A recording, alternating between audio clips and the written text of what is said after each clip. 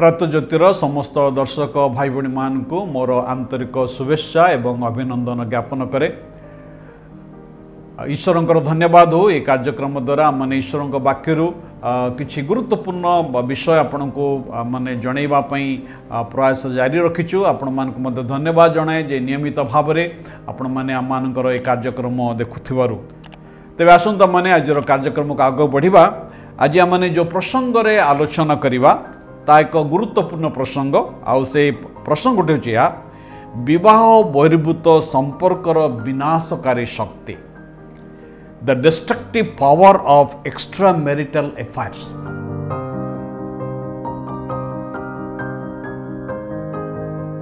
हितोपदेश तार 6 अध्याय 32 पदरे कथा लिखा जाए, परदारगामी पुरुष नितांत निर्बोध जे निज प्राण नाश करिवो सेई ता करे।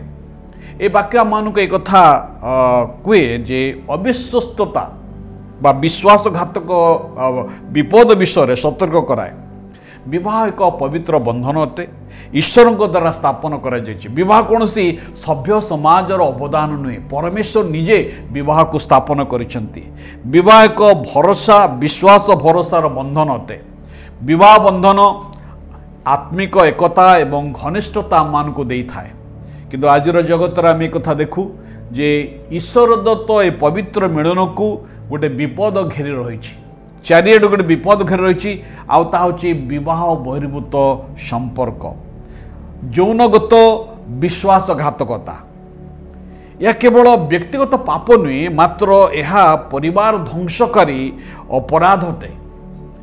से आज माने देखिबा जे ए ध्वंसकारी विषय, ये ध्वंसकारी पाप जहाँ परिवार को नष्ट कर दे, आउ ईश्वर वाक्य से विषय कौन कह जाइछि। व्यभिचार ईश्वर एवं जीवन साथी सहित चुक्ति संपर्क को भग्न करिथाए।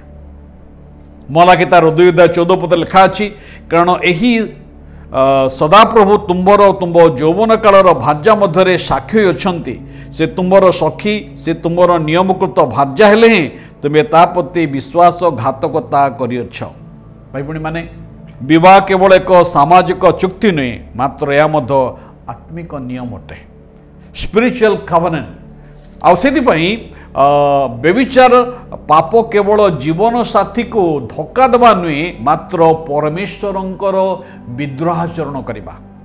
आपणकर विवाह दिन शपथ को आपण स्मरण करंतु, जो प्रतिज्ञा आपण करिथिले प्रभुंक साक्षात रे। एक भावप्रवणतार विषय नथिला, मात्र यह प्रभुंक प्रति एक समर्पणर विषय थिला। व्यभिचार पाप विश्वास मानसिक सुरक्षा को मध्य आ विनाश करे। विश्वास ट्रस्ट प्रत्येक विवाहर मूल दुआटे। थरे जदि ट्रस्ट भांगी जाए, विश्वास भांगी जाए, ताको गढ़ा बहुत कठिन अटे। ये यौन व्यापारटी अनेक समय संदेह, क्रोध एवं प्रत्याख्यान को परिचालित करिथाए एवं दीर्घम्यादी मानसिक आघातर छाप सृष्टि करिथाए।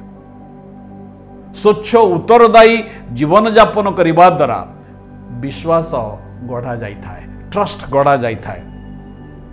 व्यभिचार पाप पिलामानकर क्षति करिथाए। यात्रा पुस्तक तार 34 अध्याय 7 पदरे आम एक कथा देखू, जेतेबेले परिवार भांगी जाए आउ नीरव रे निरीह पिलामाने आउ तार दुख पाई थांते। पिलामानकर अवस्था रे बहुत शोचनीय अवस्था आसी थाए।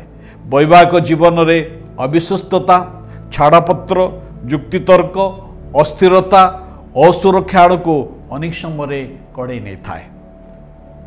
आपणकर विवाह को सम्मान दे पवित्रतारे गमन करंतु, कारण ईश्वर पवित्रतारे जीवन काटिबा पई आम मान को आह्वान करिसेंती। चतुर्थरे व्यभिचार पाप अन्य पाप प्रति तार परिणाम प्रति द्वार को खोला रखे।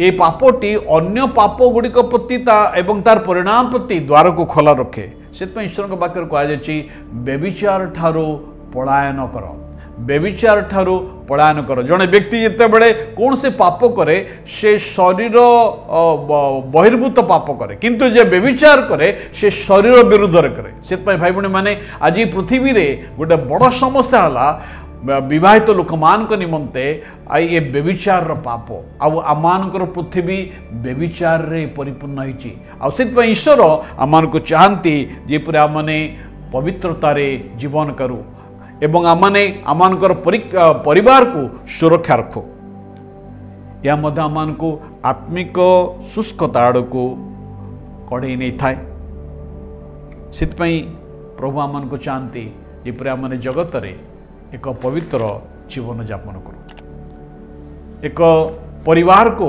गोटे बड़ पाप ता विनाश करे ता होची व्यभिचार से प्रभु चाहती आमे जेपरि व्यभिचार पृथक जीवन काटिबा एवं प्रभुंकर निमंते बंचिबा भाई भणी माने आज आमने देखिलु जे गोटे परिवार को कौन नष्ट करि पारे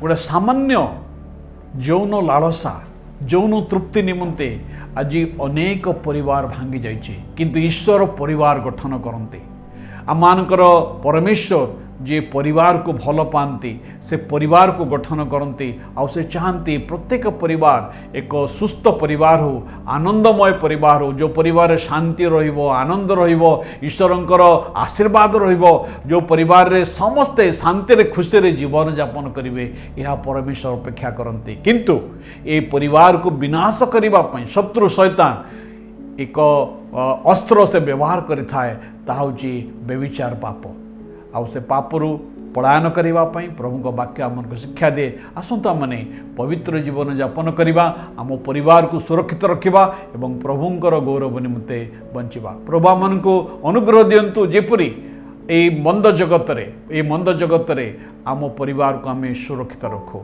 आम आमर स्वामी प्रति आमर स्त्री प्रति आम विश्वस्त रो कारण ईश्वर आमन को विश्वस्ततार जीवन यापन करने से चाहती भाई भणी माने वैवाहिक संपर्क एक काच बोतल भले काच बोतल जदि भांगी जाए एवं ताहा आउ थोड़ा आपण जोड़ापी चेष्टा करेंगे जोड़ी तो अनेक समय हो किंतु चिन्ह रही दाग रही ईश्वर किंतु आमको चाहती आम परस्पर को क्षमा दे आम एक सुंदर परिवार को गठन करूँ प्रभु आम समस्त को आशीर्वाद करंतु धन्यवाद।